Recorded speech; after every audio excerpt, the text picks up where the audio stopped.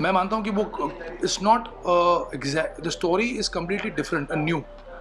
एक कहानी पहले से पूरी अलग है, कोई रिलेशन नहीं है दोनों में। टाइटल जैसे मैंने कहा सेम है, भूल भुलैया। मेरा कार्तिक के साथ तो बहुत अच्छा इक्वेशन था। वी वर टॉकिंग लाफिंग, बातें हम लोग बहुत करते थे सेट के बीच में, शॉर्ट्स के बीच में। तब्बू के साथ मेरे काफ़ी सीन्स थे, तब्बू के साथ मेरे काफ़ी अच्छे हमारे सीन्स हुए हैं। और स्पेशली अनीस भाई के साथ, जब अनीस भाई सेट पे होते थे। Sir, what really made you to be part of Bhulbulaiya 2 and how was the experience being part of it? Feels wonderful being a part of Bhulbulaiya. Bhulbulaiya first itself was a very fantastic film. Priyadarshan ji is an amazing director, और Akshay Vidya, they were out of the world. What performances, amazing songs, and the film became such a huge success. And Bhulbulaiya 2, people fortunately didn't forget Bhulbulaiya 1 after 14 years also. They still remember, and I think that's what worked in our favor. The name itself, Bhulbulaiya 2, of course, and songs जो हमारे हैं, मेरे ढोलना and हरे राम हरे कृष्णा, और Anjulika, this factor was the same. Otherwise the story was completely new, nothing like the first one. That's what I think worked in our favor, and being a part of such a lovely franchise felt good. ये जो sequel का format है ये कितना ज़्यादा आपको genuinely logical लगता है, और एक दूसरे एक्टर के साथ सपोज एक्टर हुआ मेक अ सक्सेसफुल सीक्वल और फिर दूसरे सीक्वल में दूसरे एक्टर को कास्ट करना वो कहाँ पे लॉजिकल लगता है? It's not exactly a sequel, it's a franchise. I think थोड़ा फ़र्क है इसमें। मैं मानता हूँ कि वो it's not exact, the story is completely different and new. एक कहानी पहले से पूरी अलग है, कोई रिलेशन नहीं है दोनों में। टाइटल जैसे मैंने कहा सेम है, भूल भुलैया, बट जो टेक है एज ए डायरेक्टर का, जो टेक है वो पूरा अलग है। और क्यों नहीं, अगर मैंने कंपनी फील्स के उनका ये जो प्रोडक्ट है वो दोबारा यूज़ हो सकता है एक नए फॉर्मेट में, नए स्टाइल में, और सक्सेसफुल हो सकता है, तो आई थिंक उन्होंने जो सोचा वो सही था। आज भूल भुलैया 2 भी सक्सेसफुल हो गई है, तो what ever they thought was right and it's worked. You never know, 3 भी आ जाए फ्यूचर में। तो सर ये पैंडेमिक में शूट करना, उसके बाद अब रिलीज होना, ये कितना डिफिकल्ट था? हाँ, डेफिनेटली डिफ़िकल्ट तो था। जब 2020 में हमने शूटिंग शुरू की थी इसकी, तो अगस्त 31 को 2020 में रिलीज़ करने का प्लान था। तभी बहुत ज़्यादा बज़ था इसका, फिल्म का, भूल भुलैया को लेकर बहुत बड़ा बज़ था कि अगस्त में आ रही है पिक्चर। लेकिन अनफॉर्चुनेटली हमने शुरू किया, उसके 20-25 दिन शूटिंग में ही हमारा लॉकडाउन लग गया। शूटिंग बंद हो गई, 6-7 महीने तक कोई शूट नहीं कर पाया। उसके बाद सारी डेट्स सबकी यहाँ वहाँ उथल पुथल हो गई। उसके बाद मैंने मुल्की सीरियल पकड़ लिया, मुल्की सीरियल शुरू हो गया मेरा। उसके बाद कार्तिक, तब्बू, सबकी डेट्स बिखर गई। उसके बाद जब डेट्स मिली 2021 मार्च में, तो मुझे, कार्तिक को और काफ़ी लोगों को हमारे सेट पे कोविड-19 पॉजिटिव आ गए हम लोग सब। तो फिर शूटिंग रुक गई। उसके बाद अल्टीमेटली वो तब तक तो वो 1.25 साल 1.5 साल निकल चुका था फिल्म को शुरू किए। उसके बाद लास्ट ईयर अगस्त सितंबर में फाइनली सबकी डेट मिली, और नॉन स्टॉप 1.5 महीना हमने शूट किया, और तब जाके फिल्म कंप्लीट हुई है। और तब हमें ऐसा लगा कि शायद वो बज़ कम हो गया हो शायद, लेकिन जब पीआर शुरू हुआ फिल्म का, तब फिर से वो बज़ और बड़ा हो गया था। और आज फाइनली जब फिल्म रिलीज़ हुई, तो थैंक गॉड इट्स वर्क। काफी प्यार मिला सर आपके रोल को, ठाकुर साहब के, और उसके बाद कियारा मैम के साथ, कार्तिक आर्यन के साथ, ये सब आपकी केमिस्ट्री कैसे थी आपको? ब्रिलियंट। मेरा कार्तिक के साथ तो बहुत अच्छा इक्वेशन था। वी वर टॉकिंग लाफिंग,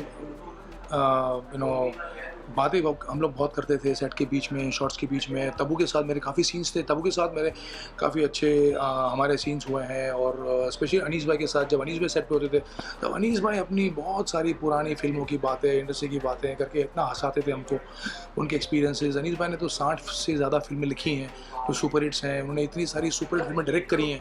तो अनीस भाई का तजुर्बा सबसे ज़्यादा था इसमें। अनीस भाई एक लेजेंड है अपने आप में, और इतने बढ़िया उम्दा डायरेक्टर हैं जो इतने एक्सपीरियंस उनको है कि उनसे बातें हम सुनते थे तो इतना हम सीखते थे सुन के। तो बहुत मज़ा आता था काम करने का उनके साथ। वो जो हंसाते थे, राजपाल और संजय मिश्रा जब सेट पे थे, तो मतलब सोने पे सुहागा था तभी इतना लोग काम को साइड पे रख के इतना हंसते थे, और हिलेरियस माहौल होता था, एक बहुत ही हंगामा होता था सेट पर। तभी तो ओवरऑल एक्सपीरियंस फैंटास्टिक था बोल भुलैया का।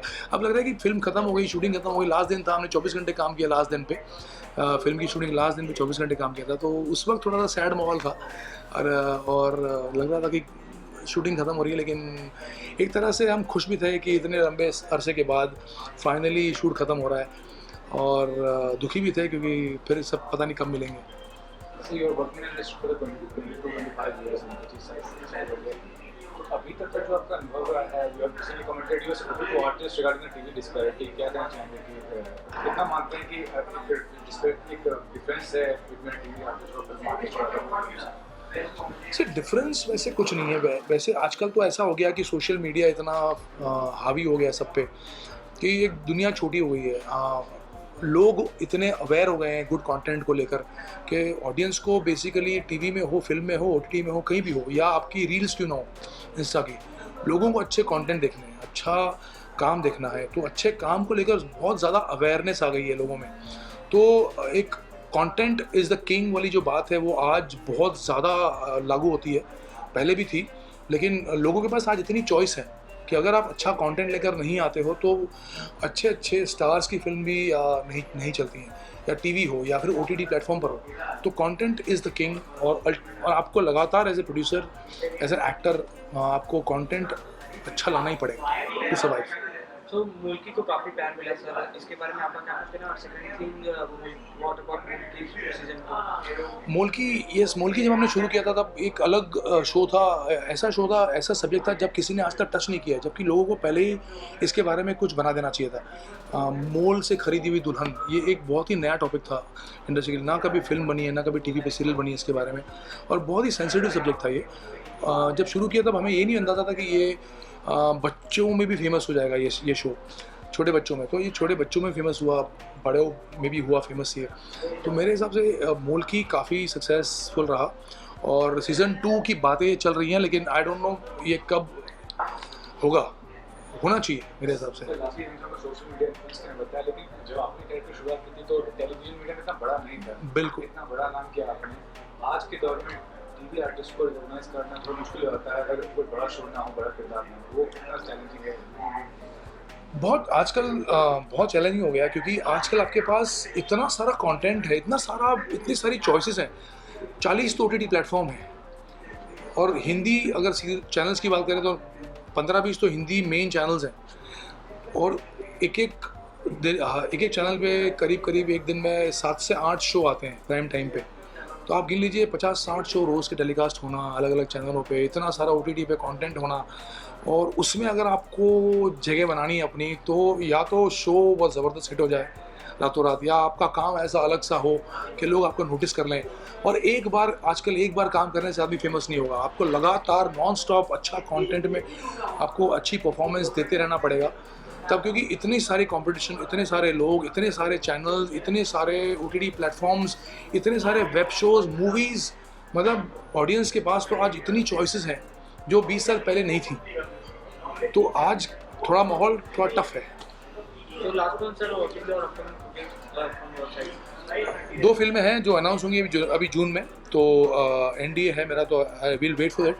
2 और फिल्में हैं अच्छे डायरेक्टर के साथ, तो मैं, और एक टीवी शो है, लेकिन फिर वही बात होती है कि टीवी और फिल्म आजकल इतना डिमांडिंग हो गया है डेट वाइज के दोनों में से फिर एक किया जाए, नॉट बाई चॉइस बट, लेकिन क्या करें, क्योंकि जब मैंने एक्सपीरियंस किया लास्ट ईयर कि मुल्की के साथ मेरे भूल भुलैया का शूट था, लेकिन वो डेट की मारामारी में पसीने छूट गए थे।